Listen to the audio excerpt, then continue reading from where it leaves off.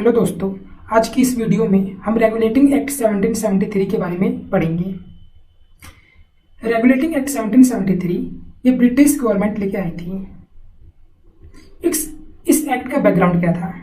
तो जैसे कि आपको पता है कि 1600 में ईस्ट इंडिया कंपनी जो थी, यहाँ पे जो EIC है इसका मतलब है ईस्ट इंडिया कंपनी। तो 1600 में ईस्ट इंडिया कंपनी इंडिया में आई थी। और किस लिए आई थी? ट्रेड करने के लिए। ईस्ट इंडिया कंपनी को ब्रिटिश गवर्नमेंट द्वारा एक्सक्लूसिव राइट दिया गया था ट्रेड करने के लिए इंडिया से। एक्सक्लूसिव राइट का मतलब क्या होता है कि उस समय ब्रिटेन में काफ़ी ज़्यादा कंपनियां थी और उन सभी कंपनियों में से एक कंपनी को चुना गया जो कि थी ईस्ट इंडिया कंपनी। किस लिए? तो उसे इंडिया से ट्रेड करना है। तो 1600 में ईस्ट इंडिया कंपनी आई थी भारत में। उसके बाद से इन्होंने ट्रेड स्टार्ट करा और धीरे धीरे इन्होंने अपना ट्रेड का एक्सपेंड काफ़ी ज़्यादा कर लिया था। तो ये ज़्यादा प्रॉफिट भी कमा रहे थे और जो प्रॉफिट कमा रहे थे वो ब्रिटिश गवर्नमेंट के साथ शेयर भी कर रहे थे। उसके बाद से 1765 तक आते आते यहाँ पे 1764 में एक बैटल होता है जिसे कहते हैं बैटल ऑफ बक्सर। उसके बाद से 1765 में ईस्ट इंडिया कंपनी को दीवानी राइट मिल जाता है।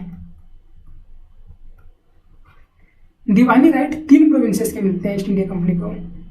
किस किस के? तो पहला था बंगाल, दूसरा था बिहार और तीसरा था उड़ीसा। तो इन 3 प्रोविंसेस के दीवानी राइट मिल जाते हैं। दीवानी राइट का मतलब क्या हुआ कि जो तीनों प्रोविंसेस हैं इनका revenue plus civil justice, revenue plus civil justice के मामले को देखना। तो 1765 तक आते आते हमने देखा कि ईस्ट इंडिया कंपनी ने भारत में अपनी जो पकड़ थी वो काफ़ी मजबूत कर ली थी और इनका प्रॉफिट भी बढ़ता जा रहा था। और हमने देखा कि इन्होंने भारत में कुछ टेरिटरी पे कंट्रोल भी कर लिया था। तो इसी वजह से ईस्ट इंडिया कंपनी को कंट्रोल करने के लिए एक ब्रिटिश गवर्नमेंट जो थी वो एक एक्ट लेके आई जिसे हम कहते हैं रेगुलेटिंग एक्ट 1773। तो आइए अब इन पॉइंट्स को समझते हैं। यहाँ पे EIC मतलब ईस्ट इंडिया कंपनी है। तो ये जो एक्ट आया था वो कंट्रोल करने के लिए आया था। किसे? ईस्ट इंडिया कंपनी को, और उनके अफेयर्स को कंट्रोल करने के लिए, रेगुलेट करने के लिए। जो ईस्ट इंडिया कंपनी थी उसे पॉलिटिकल और एडमिनिस्ट्रेटिव राइट भी दिए गए थे ब्रिटिश गवर्नमेंट द्वारा। उसे पॉलिटिकल राइट भी दिए गए थे, उसे एडमिनिस्ट्रेटिव राइट भी दिए गए थे कि जो भी इन्होंने टेरिटरी अपनी बनाई है इंडिया में तो उसका वो एडमिनिस्ट्रेशन भी करेंगे, साथ साथ रेवेन्यू भी कमाएंगे। और एक तरह से कह सकते हैं कि जो रेगुलेटिंग एक्ट 1773 था वो एक नींव थी सेंट्रल एडमिनिस्ट्रेशन की। यानी एक ये नींव डाली गई थी ब्रिटिश गवर्नमेंट में, एक नींव डाली गई थी इंडिया में ब्रिटिशर्स के रूल करने के लिए। ठीक है, तो आइए इस एक्ट के फीचर समझते हैं डिटेल में। तो इस एक्ट में क्या करा गया था?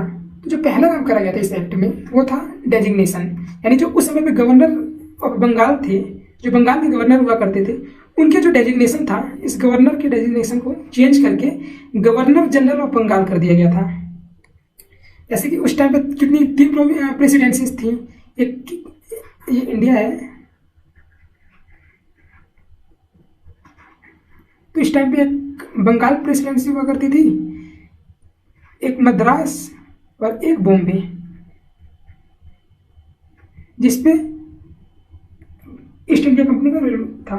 तो गवर्नर ऑफ बंगाल के गवर्नर के पोस्ट को जो डेजिग्नेशन था इसे चेंज करके गवर्नर जनरल ऑफ बंगाल कर दिया गया। और दूसरा, गवर्नर जनरल ऑफ बंगाल के हेल्प के लिए एक एग्जीक्यूटिव काउंसिल बनाया गया जिसमें 4 मेंबर्स रखे गए थे। तो जो एग्जीक्यूटिव काउंसिल था वो इसकी हेल्प करता था।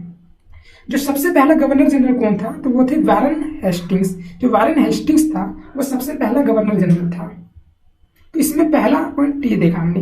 दूसरा, इसमें क्या करा गया, जो बॉम्बे और मद्रास प्रेसिडेंसीज थी, यानी जो ये वाली प्रेसिडेंसी थी और जो ये वाली प्रेसिडेंसीज थी, इन दोनों प्रेसिडेंसीज को बंगाल के जो गवर्नर जनरल बनाया गया था उसके अंडर में लेके आया गया। यानी जो भी गवर्नर बॉम्बे या फिर मद्रास प्रेसिडेंसी में रूल करेगा तो उस पर इसका गवर्नर जनरल बंगाल का कंट्रोल हो गया। इस एक्ट के तहत आइए देखते हैं क्या करा गया। तो इस एक्ट के तहत एक सुप्रीम कोर्ट का इस्टेब्लिशमेंट करा गया। और ये सुप्रीम कोर्ट कहाँ पे बनाया गया ये कलकत्ता में। कब बनाया गया था? 1774 में। ये एक्ट 1773 में आया था, लेकिन जो सुप्रीम कोर्ट बनाया गया था वो कलकत्ता में 1774 में, 1 साल बाद बनाया गया था।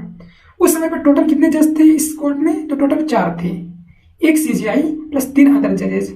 अच्छा, इस समय इंडिया के सुप्रीम कोर्ट में कितने जज हैं? तो इस समय 34 हैं, जिसमें 1 CGI है और 33 अदर जजेस हैं। और जो CGI है वो कौन है? NV रमन्ना, NV रमन्ना, ठीक है। तो उसके बाद से जो फोर्थ पॉइंट समझते हैं कि फोर्थ क्या करा गया। तो जो कंपनी के सर्वेंट थे उनको प्राइवेट ट्रेड करने से मना कर दिया गया, और उन्हें ब्राइब या फिर गिफ्ट लेने से भी मना कर दिया गया।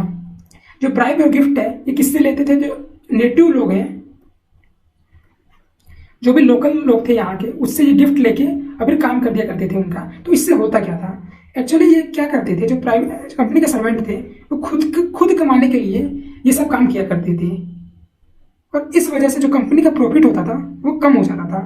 तो इस कंपनी के प्रॉफिट को और बढ़ाने के लिए ये 2 मेजर्स अपनाए गए थे। तो हमने तो ये देखा हमें कि जैसे ब्रिटिश गवर्नमेंट ने कैसे ईस्ट इंडिया कंट्री जो कंपनी थी उस पर अपना कंट्रोल जमाया था। इसका जो 5वां पॉइंट है वो देखते हैं क्या था। तो 5वां पॉइंट क्या था कि इसमें जो कोर्ट ऑफ डायरेक्टर्स थे, कोर्ट ऑफ डायरेक्टर्स कौन है?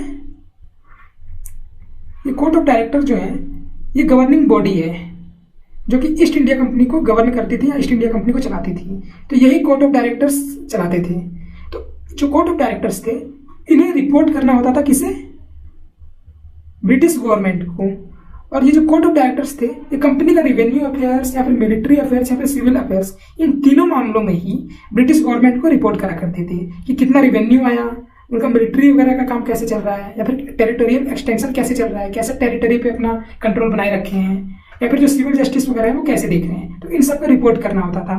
और जब इन सबको रिपोर्ट करना होता था तो हमने देखा कि इस रेगुलेटिंग एक्ट के तहत कैसे ईस्ट इंडिया कंपनी को, जो कि अब तक फ्रीली काम कर रही थी, उसे ब्रिटिश गवर्नमेंट ने रेगुलेट करना शुरू कर दिया था। ये जो था ये ब्रिटिश गवर्नमेंट का फर्स्ट स्टेप था ईस्ट इंडिया कंपनी को रेगुलेट करने का, ठीक है। तो ये था हमारा रेगुलेटिंग एक्ट 1773 के बारे में। होप आपको वीडियो पसंद आई होगी। इसके बाद से हम इसके अगले वीडियो में हम आगे के एक्ट को समझेंगे। धन्यवाद।